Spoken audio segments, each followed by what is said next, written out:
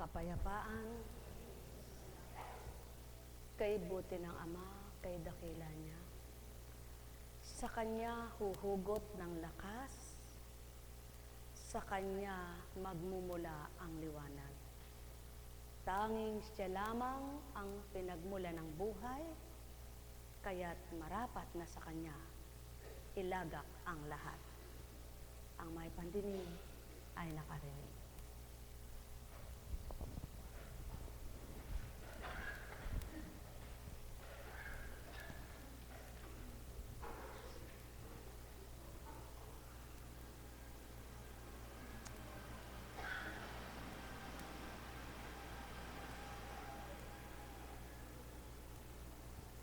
Bilang isang tao, bilang isang apo kong tsingpo, ako yung taong duwag, takot sa patay, takot sa sakit, takot sa lahat takot. Ngunit tulad nga po ng awitin sa takot, ang takot ay sa isip lang. Kaya't pinupuri ko po ang Ama at pinasasalamatan ko siyang walang maliw sa tuwing ako ay magpupuri sa Kanya at magpapasalamat. Wala po ako nasasambit kundi salamat po, at ako ay isa sa mapalad na binahaginan mo ng iyong Espiritu para gamitin. Sapagkat lahat po tayo may bahagi ang Espiritu Hindi lamang po pare-parehas ang kaloob sa atin. Subalit lahat po tayo ay may Espiritu ng Diyos. Sapagkat hindi naman po tayo mabubuhay kung wala sa Espiritu ng Diyos.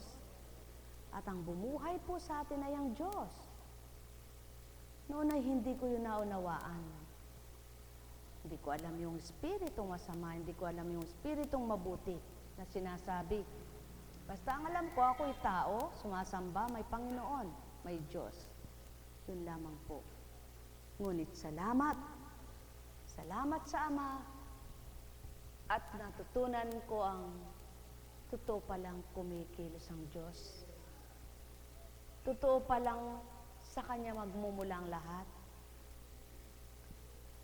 At tunay nga pong, kung hindi Kanya patatatagin, ano nga po ba ang iyong panlaban?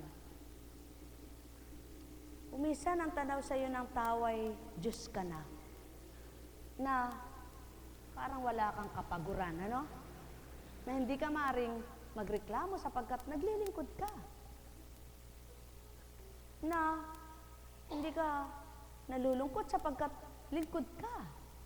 Hindi po. Sa katotohanan lamang po, ang wika nga lang po niya ay eto, anak, paging dapatin mong ikay maging halimbawa ko, sa liwanag na iyong natamot sa kaloob kong ito sa'yo, ipasilay mong nasa iyo nga ang liwanag ko, ipakita mong ako'y sumasayo nga ang totoo. Kung sa karupukan at kahinaan ng kapwa mo'y kasama ka, ano ang naiba sa inyong dalawa? O sa mga kapwa mo taong? Ang gawa nito'y walang pagkakaiba. Bagamat ako'y nagturan, kung di nila mawawaan, ano ang patutong ako'y sumakanila? At kung naunawaan naman ako, at di sinusunod ako, ano ang patutuong ako'y tinanggap na? Kaya't kung tuwirang mga kasama mo, kahina ay taglay, huwag kang magpatangay. Ipagkakalob ko sa iyo ang marapat anak, yaong may babahagi mo sa kanilang lahat. Sapagkat kung ganang ikay wala kang ang kakayahan, hindi mo kayang magturan ng gayon at ganito ukol sa aking kadakilaan. Subalit nang dahil nga patotoo kong ako'y buhay, sa mga kinalugdat ko't hinirang na tuwiran, mapapasilay ko ang malaking kaibahan na kung tuwirang ang mga anak kong sa akin nakasumpong ay gayon din ang tutup din. Hinirang at hindi, ay ako pa rin. Buhay ba nga, Ma? Totoo po yan. Habang naroon ako,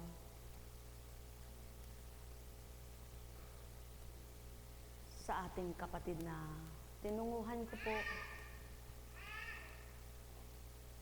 at tinuturo ng banal na espiritu kung anong marapat kong gawin, kung anong marapat na sa akin sambitin. Wala pong nakakalam noon, maliban ako. Subalit ang wika nga, kapag nakinig ka sa kapwa mo, sadyang manghihina na ang loob mo. Bakit nga po ba may mga taong hindi nila alam yung makasasakit sa damdamin ng bawat isa? Ako po minsan hindi ko pa sinabing kasiraan ng mga nag-aral Pero ikaw kapag pinagsalitaan ka, harapan sabi ng nag-aral, kung umiinom lang kaya ng gamot, hindi yan nagkaganyan. Nangungusap po sa akin, kung lahat ng umiinom ng gamot ay yaon ang nakapagpapatugot ng pagtaas ng presyon, wala nang naagta presyon.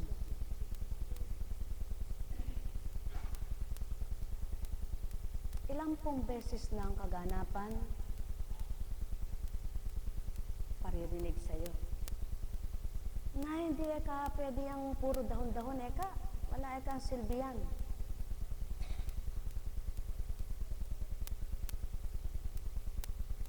Subalit ilang taon na ang gawain ito na ang kauna-unahan pong ginamot ng mga dahon na yan ay ang prostate cancer. At ako naman po, doon sa dalawang uri ng gamot, hindi ko na dapat ilat-ala dito. Binabahagi naman po yan. Ako rin ang unang ginamot. Na ako po ang isang buhay na patuto na kaya ako minsan nag-aalab ang aking damdamin na gusto kong makipaglaban lamang.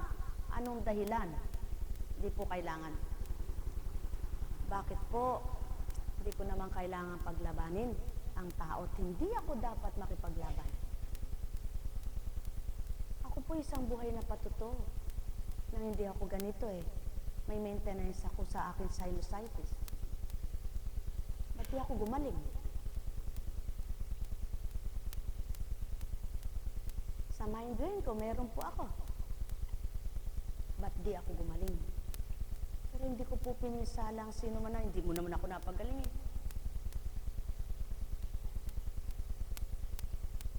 Sadya pong kaiba nga ang kaloob at pinag-aralan. Kapag ang pinanghahawakan ng tao yung pinag-aralan, walang baling makasakit ng damdamin sapagkat pinag-aralan yung pinaglalaban.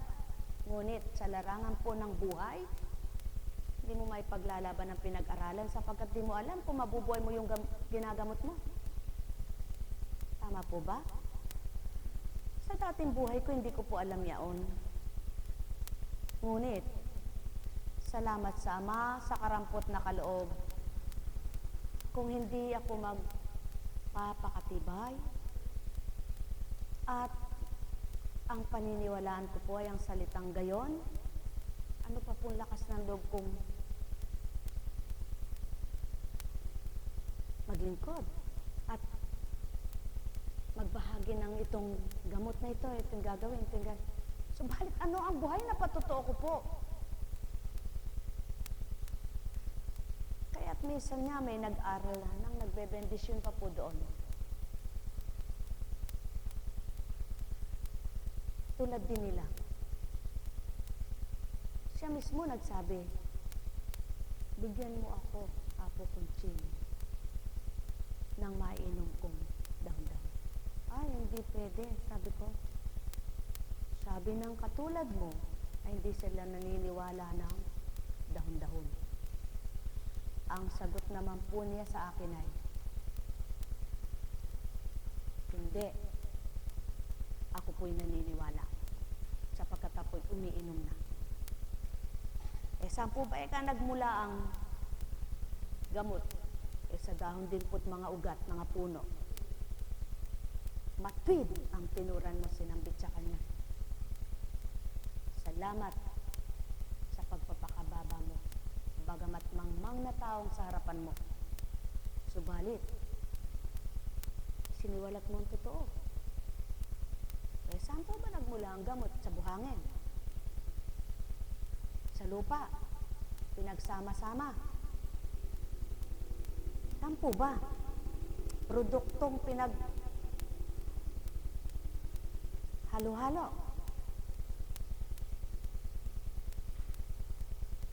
Alam niyo po, hindi na sapat yaon.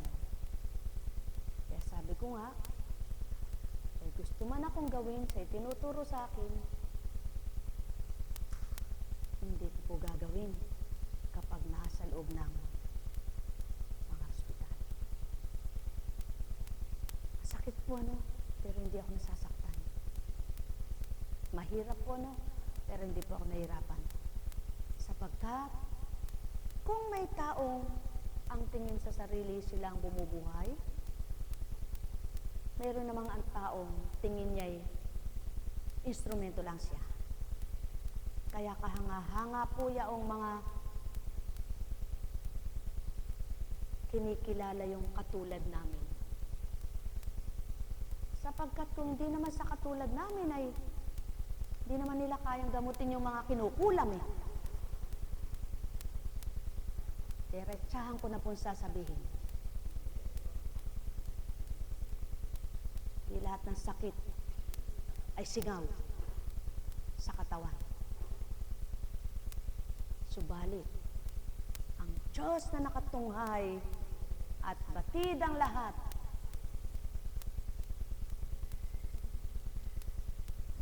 hindi ka na kailangan makipaglaban, kundi magpakababa.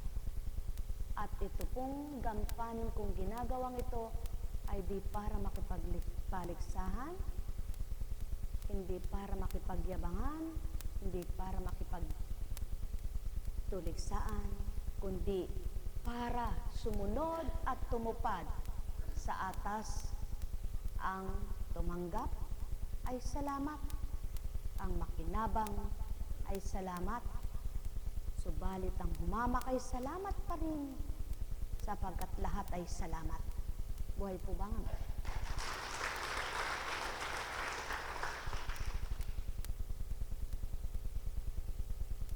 Minsan, naganap sa akin, apo,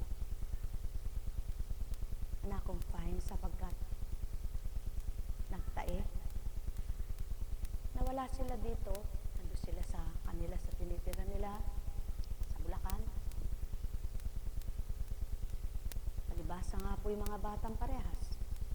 Hindi nila alam. Sabi ko, kumusta na ba yung apo ko? Ganun po ang dumi niya. Ayun ang ginagawa nyo. Ano po. Ngunit yung ilang pagte-text kong ganun dali nyo nga dito, tumuwi nga kayo. Tingnan ko nga ako. Naku po. Malalim na palang nag-alarma na po ako. Hiniling ko sama ko nung nararapa. Pinadala po sa para ma-dextrose. Ngayon, turok dito, walang makuhang ugat. Naku, lumulubog na. Siyempre, nag-uusap po yung mga doktor, sinasabi, dehydrate. Ako naman po ay dulog ng dulog. Hindi makita yung ugat. Pumunta po ako ng chapel ng Hospital na yaon. At doon ay inabutan ko ang kabiyak ng puso. Na doon pala'y nakaluhod din siya at dumudulog. At iniwanan ko na siya at tinapik ko. Sumenyas ako. Binilikan ko po yung apo ko. Ang sabi po sa akin ay, haplusin mo Eka. May pinahaplos po siya sa akin. At aas sa Eka yung ugat. Pinaplos ko po. Sige ka ako. Dok, dyan niyo po iturok. Sige po, at aasa na po yan.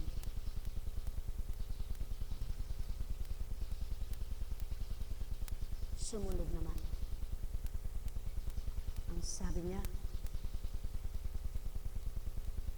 kagaling Eka ng pananampalataya ni Lola. Ngumiti po ako. Sabi ko sa Panginoon, salamat po sa iyo, salamat sa iyo, salamat sa iyo. Kung sa dating buhay ko po yun, maihit matain na ako sa nerbiyos. Lalo na kung naririnig ko'y gayon, dehydrate, Eka, dehydrate. At, nung check-upin po, ang sabi ay,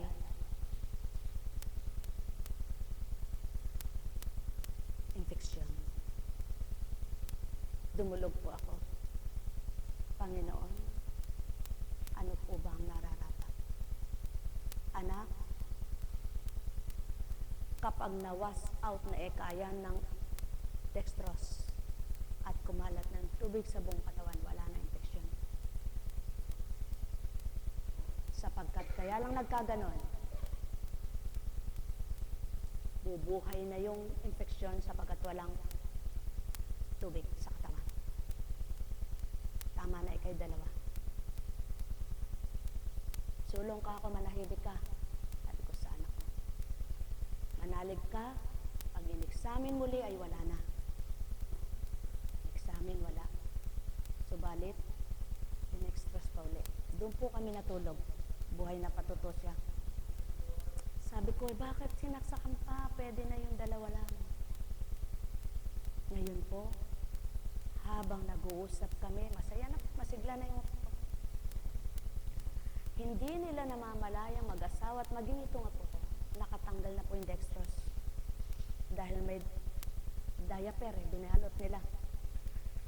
Ngayon, tanggal na yung dextrose ng bata, hindi nyo nakikita. Pumunta po ako sa information. Sabi ko, nakatanggal yung dextrose. Tatawag po Eka. Ay, huwag mo na kayang pakabit, sabi ko. Tumawag sa nag-a-assist na doktor. Kinausap ko. Sapagkat siya naman ay naniniwala sa akin at nagpunta rito yun. At sila ay alam nila. Hindi na ako magkukwento. Ayoko pong magsambit ng pangalan.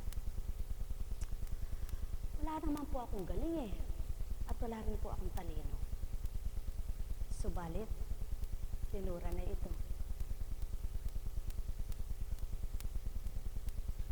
Pwede na siguro yun, doktora. Sige, Eka, apo. Obserbahan po natin. Kapag po Eka dumumi pa ng malambot, isasaksak ulit. Ay, hindi na ako. Naniniwala ka ba ako? Ayaw po naman eh. Naniniwala nga po ako sa anak ko eh. Sabi niya, sige ka ako. Nananalig ako, tama na yun. Kasi malalaki naman ka ako yung dextrose. Purihin po ang ama. Dumumi ang apo ko. Matigas. Ano po ba ibig ko sabihin?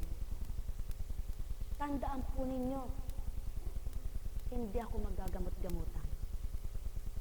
At lalong hindi po ako magmamagaling. Buhay po ito, buhay. Hindi ko maaaring pakialaman ng sino man. Dahil ayaw kong makamatay. Ayaw kong makapinsala. Ano po ang ibig sabihin? Bakit ito'y mensahe sa inyo? Sadyang kung wala pong pagtitibayan ng Panginoon, wala pong maglilingkod sa tao. Sapagkat ang tao, kapag nasiyahan sa sinabi mo, tuwan-tuwa. Ngunit kapag may sinabi yung kapwa-tao, nawawala na yung paniniwala sa isa nito. Eh, paano ka po makikipaglaban? Hindi ka naman nag-aral. Eh, kung ako naman po ay mag-aaral, di ko pangarap magdoktor. At kung ako po ay mag-aaral, di ko pangarap maging guro. Lahat na yan, di ko pinangarap. Sapagkat ang pangarap ko po ay madre. Ngunit salamat kung ano yung pangarap kong hindi ko natupad. Ito po binigay. Naging madre de pamilya ako. At ngayon ay lingkod pa rin naman. Kaya lang, lingkod na basahan. Hindi yung lingkod na marangal. Sa pananaw ng tao, ginagalang, sinasalubong ng lahat dahil madre ka. Kapag madre ka, pag pananaw. Pero alam niyo po ba, masaya ako. Maligaya ako dahil ang nararamdaman ko'y di nararamdaman ng kapwa ko. Ang alam ko'y di alam ng mga humuhusga sa akin. At ang nasasabi ko'y di nasasabi ng maraming tao. Kaya maligaya po ako. Masaya ako. Salamat sa inyong mga kapatiran. Miya't miya, ulit-ulit, sasambitin ko po. Katulad ng pasyente na bingi at di nababasa. Ano sabi sa kanya? Kailangan na operahin. Alam niyo po, kung ako maninira, marami ako sisiraan. Pero hindi ko po gagawin.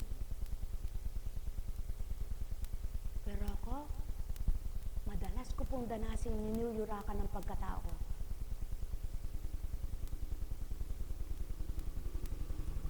Pero masaya pa rin. Ano po? Bakit ito'y binahagi?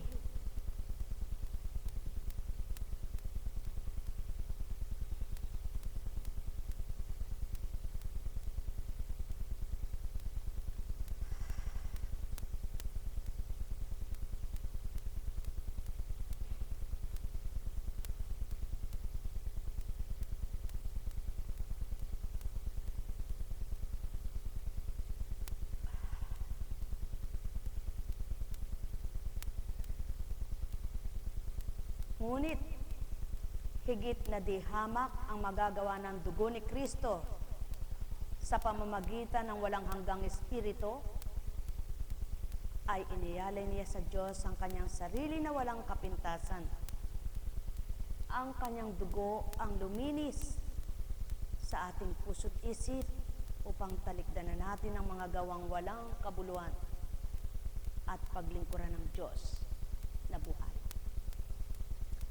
Si Kristo ang tagapamagitan ng bagong tipan sapagkat sa pamamagitan ng kanyang kamatayan, ipinatawad ang panglabas ng mga tao noong sila'y nasa ilalim pa ng unang tipan.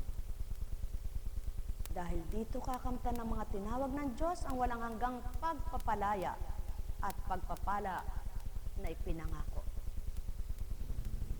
Kaya lang naman po may naglilingkod dahil sa paglilingkod na yan, umaasa ang mga naglilingkod, nakakamti nila ang pagpapalang kaligtasan at espiritual. Hindi ang pagpapalang pagpapabundat ng tiyan. Hindi ang pagpapalang pagpapalabo ng yaman, kundi ang pagpapalang pang-espiritual. Kaya, sa karampot, sa anuman, masaya't maligaya. Ngunit sino po ang makakaunawa nga ang totoo? Maunawaan ka ba ng kapwa mo ng hangarin ay parami ng parami. Hindi. Ang makakaunawa sa iyo, yung pares kayo ng layunin. Pares kayo ng pandama at pares kayo ng iniisip. Hindi po masama ang maging matalino sa lupa. Hindi po masama ang magpayaman sa lupa. Subalit, ang taong may takot na sa Ama, masigit na pinahahalagahan ang kaligtasan ng kaluluwa.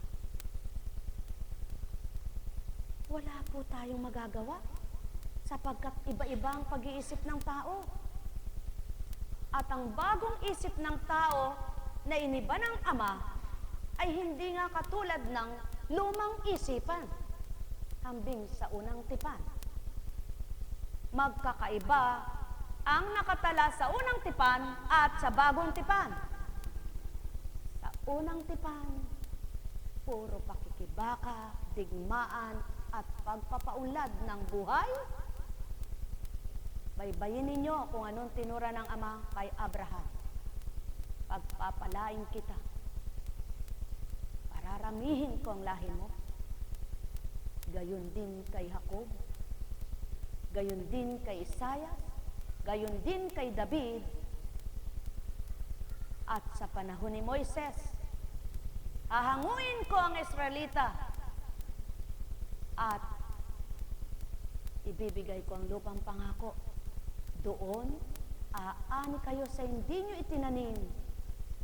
Makikinabang kayo sa hindi nyo pinagpagalan. Kung magkagayon, iba't iba ang gawa ng Ama, subalit ang totoong kumikilala sa Kanya ay mawawawaan at matatanggap ang mga panukala niya.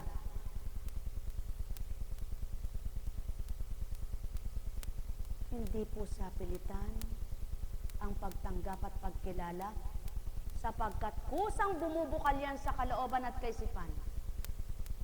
Kaya magalak, magpuri kayo, kung sa kabila ng inyong pagnanasang pangsanlibutan, minimithi pa rin ninyo ang ikaliligtas ng sarili nyong kaluluwa. Sapagkat matalino kayong matatawag kapag ang gusto ninyo ay di lamang sanlibutan at di lamang kasiyang panglupa, kundi ang kasiyahan ng inyong kaluluwa at kaligtasan nito at sa buhay na walang hanggan ay makatamo. Tandaan po ninyo, walang perfect. Ginawang hindi perfect ng Ama upang mapatotohanan niyang siya lamang ang perfecto ang gawa. Perfect magbigay. Ngunit ikaw tao, nakikiamot ka lang. Nakikibahagi baga. Kaya't sa pagpapabahagi sa iyo ng Ama sa pamamagitan ng Kanyang Espiritu, ang katapatan at pagiging makatotohanan mo, siya namang magsisilbing kalasag mo para magalak ka at masyahan. Ito lamang po ang aking binaybay at ito'y tinuran niyang maliwanag. Anak, sulong, may ibibigay ako sa iyong isang halimbawa. Bakit hindi ito matanto ng tao at mapagnilayan? Ito ang kanyang wika. Anak, may mga taong wala nang ginawa kundi magsumikap. Subalit, nang dumatalang takda ng kamatayan, sila'y lupad. Subalit, mayroon naman ikang taong papetik-petik, kumbaga sa salitang tao. Parang baliwala lamang. Patag ang araw niya, payapa ang araw niya, mapayapa ang gabi niya. Subalit nung pinagpala ng Ama, nagitla ang kapwa niya. Tandaan ninyo, anak, ng unang panahon, walang maraming gusali, walang maraming bato ang tahanan. Sapagkat ng unang panahon, iba ang teknolohiya ngayon kaysa noon. Sa magkakaibamang teknolohiya, ang Ama pa rin ang nagsadsad ng buhay ng tao. Hindi ang tao ang nagsadsad sa buhay niya. Ang Amang nagbigay ng kaparaanan sa buhay ng tao, hindi ang tao nagbibigay kaparaanan sa buhay niya. Lamang, iba't iba ang kinakamtan, iba't iba ang dinaranas, iba't ibang kapalaran, iba't ibang sinusuong, iba't ibang laban, hamon sa buhay. Ngunit iisa ang kahihinatnan, kamatayan. At ito ngayon ang pinaghahandaan ng Ama. Yaong kamatayan mo kung lilisan ka, may magandang patutunguhan ang iyong kaluluwa. Mga mahal, masarap mabuhay sa piling ng Espiritong Banal. Sumainyo ang kapayapaan, pagharian kayo. Ano nga baga ang buhay? Kaya't wika nga niya kay Santiago, ito ang kanyang iniulat. Mga kapatid, ano ang mapapala ng isang tao? Kung sabihin man niyang siya'y may pananampalataya, ngunit hindi naman niya pinatutunayan sa gawa. Maililigtas ba siya ng gayong pananampalataya? Halimbawa, ang isang kapatid ay walang maisuot at walang makain. Kung sabihin ng isa sa inyo, patnubayan ka nawa ng Diyos, magbiskat, magpakabusog, ngunit hindi naman siya binibigyan ng kanyang kailangan. May mabuti bang may dudulot sa kanya yaon? Gayon din naman, patay ang pananampalatayang walang kalakip na gawa. Ngunit may nagsasabi, may pananampalataya ka at may gawa ako.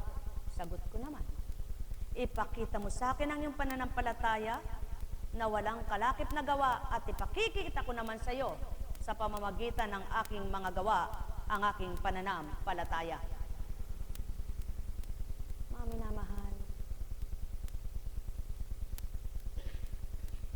katulad ng buhay ng tao, sino mag-aakala at may gusto na magkaganon yaon? Wala. Nagbabasketball lang. Pumasok ngayon ang walang pagkabula na sinambit ng Espiritu kanina umaga. Dumating ang isang tumatawag sa anak bilang apo ko Jim. Tawag ng tawag. Hindi po makakababa at pilantod. Natapilok.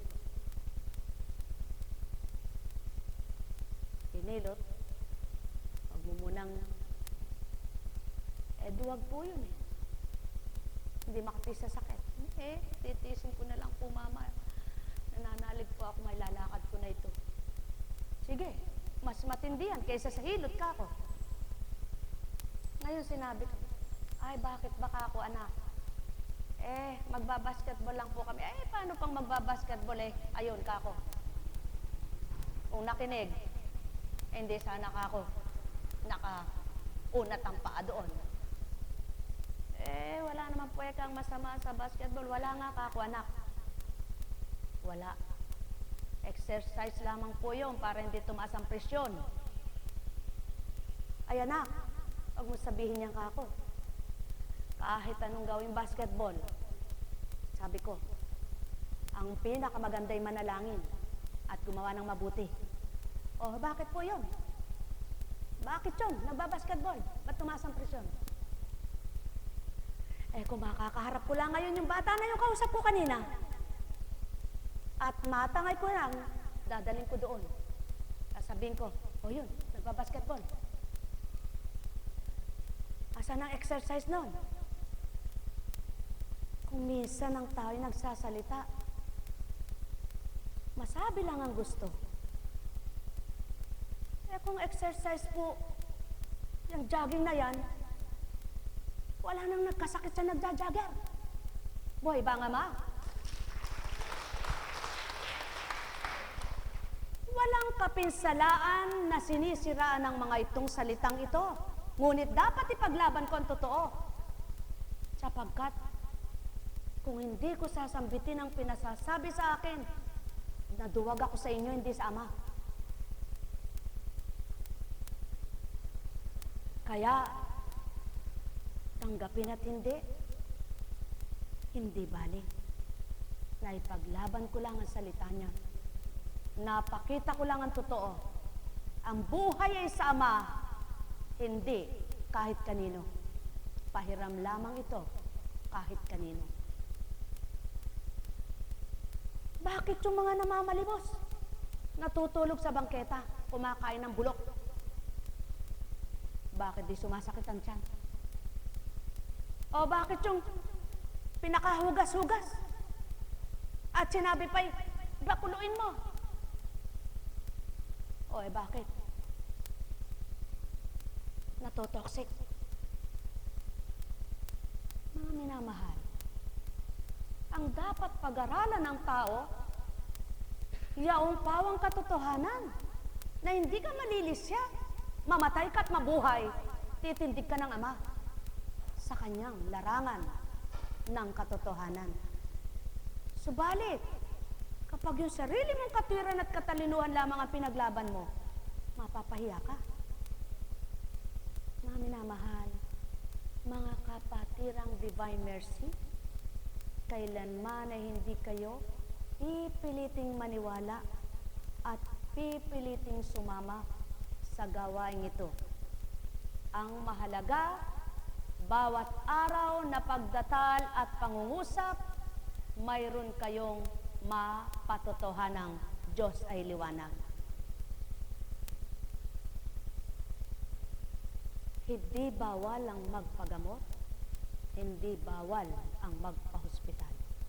Ang bawal ang mangutya at manghamak ng kapwa. Sapagkat ang kapalaran ni Pedro ay di mo kapalaran, at ang naibigay kay Juan, maaring masigit na maibigay kay Petra. Sapagkat sino mang matalino kapag nakumatos, wala nang talino. Sino man ang matalino kapag nagkasakit, wala nang halaga ang talino. Subalit, mangmang ka na sa pinakamangmang at ang Diyos ay naghahari sa iyo, may magagawa pa rin siya sa iyo. Pinakamahirap ka na at pinakaaba. Hamak-hamakin ka ng kahit na sino. Kung ang Ama ang lilingap sa iyo, kapag ginusto niya ang naibigay sa mga mapagpalang kamay na tinatawag na nakamta nila, kaya ring ibigay ng Ama sa mga anak niyang hamak na tapat. Sumainyong kapayapaan, mga minamahal ko. Sapagkat kung lahat nga ng tao ang pag-iisip ay iisa lamang, tutuntunin ang matuwid na daan, hahanapin ang katotohanan. Subalit nang dahil ang patutuo ng Ama'y magkakaiba nga ang layunit kaisipan, kaya ibinigay ang sugong iisa ang damdamin kanino man, at ang tumanggap nakakilalang ganap. Sumainyong kapayapaan, pagharian kayo. Mahal na mahal ko kayo. Tuwiran kong tinuturan, mahal na mahal ko kayo. Net karameneyahana, net karameneyahana, net karameneyahana. Buhay po ba ang Diyos? Buhay po ba ang Diyos? At buhay na Diyos ang siyang nais magpabasa sa inyo nito, sapagkat sinasarado na bumukas pa at napatama sa Ecclesiastico 38 tungkol sa mga gamot. Igalang mo ang manggagamot ng marapat sa kanyang katungkulan, sapagkat ang Panginoon din ang may likha ng katungkulang yan.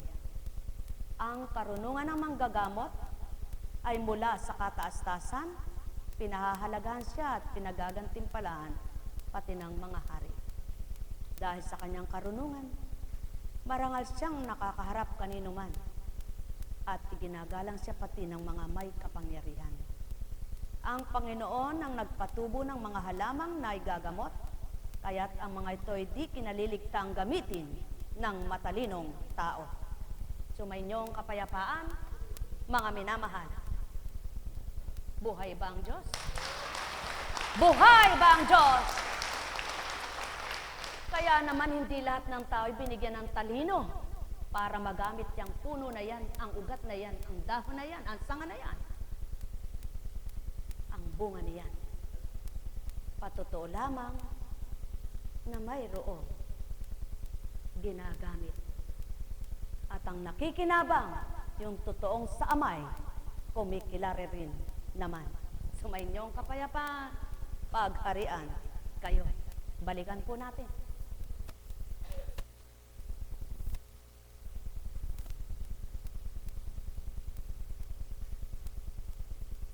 Hindi ba't minsan ang tubig na mapait ay naging tubig na inumin? Sa pamamagitan ng isang pirasong kahoy, upang makilala ang kapangyarihan ng Panginoon. May mga taong pinagkalooban ng tanging karunungan upang magamit nilang mga kahangahangang bagay na nilikha ng Diyos. Sa gayoy, papupurihan siya ng lahat ng tao. Sa mga bagay na iyan, kinukuha ng parmasyotiko ang mga gamot na ginagamit ng manggagamot sa pang-ampat ng sakit. Sumainyong kapayapaan, pagharian kayo, mga minamahal ko. Paano itatatwa? Nakatala na yan noon pa man, at di na yan mabubura sa lupa. Kaya, kung ipapakli ito ng tao at nilisyaan ng Diyos na bumubuhay sa kanila, sa makatwid, ikatuwa mo at ikagalak ang paghamak, subalit ikalungkot mo ang parusahan. Sumainyong kapayapaan, pagharian kayo, mga minamahal ko. Kaya nga't maliwanag ang tinuran. Sasabihin ng tao, Panginoon, naglingkod ako, nangaral ako, nanggamot ako, umalis ka sa harapan ko, kailan may di mo ko nakilala. Sino ang tatawagin gayon? At paalisin sa harapan? Mga mapaw, paimbabaw. Alam kong may magagawa ang Ama. Alam kong may magagawa ang Ama. Pagkat winika niya, manalig ka.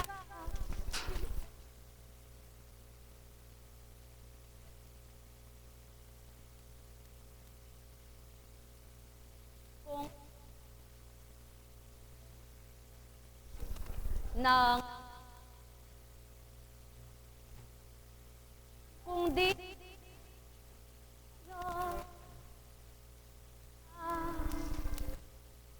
pagka winika niya, manalig ka na bawat araw.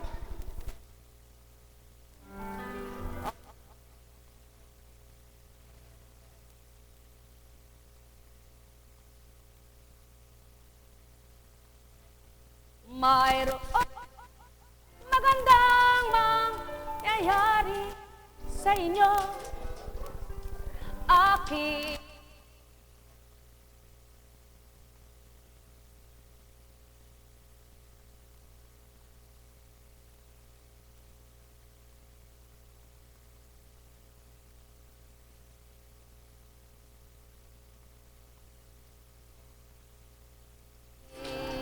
alam.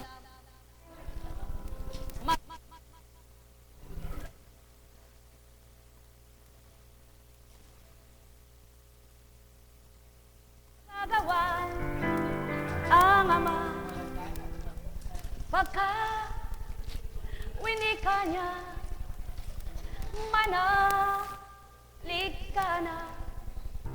Bawat araw, ako sa inyo may nakalaan.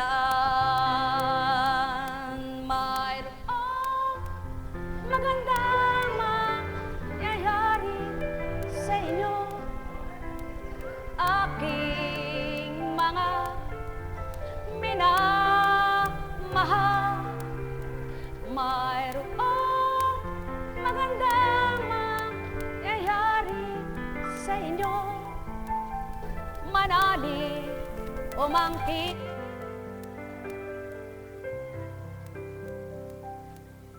Diyos, buhay po ba ang Diyos? Dahil buhay ang Diyos, tapat noon, ngayon, at kailanman. Sa dakong ito, hindi lamang ang ginagamot sa inyo ay pisikal, pangkatawan, maging kaluluwa. Subalit, kung hindi kayo nakinabang sa pampisikal niyong karamdaman, makinabang man lang kayo sa inyong pangkaluluwang karamdaman. At kung di natugunan ang inyong mga pangangailangan, maibsan man lang ang inyong mga lumbay. At kung patuloy naman kayong sa Ama'y mananawagan ng may katapatan, lahat may kalutasan. Sa pangalan ng Diyos Ama, Diyos Anak, Diyos Espiritu Santo, magsihayo kayong tigib ng galak at kapayapaan. Pagpalain kayo. Nekarameneyahanam, Nekarameneyahanam. O aking Ama, puspos ka ng ligaya. Kaligtasan ng lahat ay sa iyo at kapahamakan ay taong naghahanap. Kaya't kung papaano sa tao mo'y nilalagak, na kung misa'y masiphayo upang aliwin mong ganap. Kung papaano'y nilolob mong ito'y dalisayin upang kuminang at tumibay na hambing sa ginto, upang sa tuwina'y maalala ka, mapatotohan ang buhay na buhay ka. Sa gayon, hahanapin ka tuwina at aalalahanin nilang ikaw ang tunay na Ama. Nekarameneyahanam, Nekarameneyahanam, Nekarameneyahanam.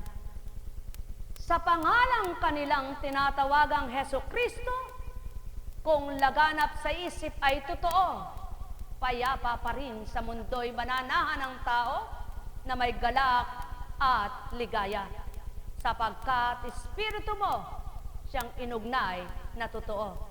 Nekarameneyahanam, Nekarameneyahanam, Nekarameneyahanam.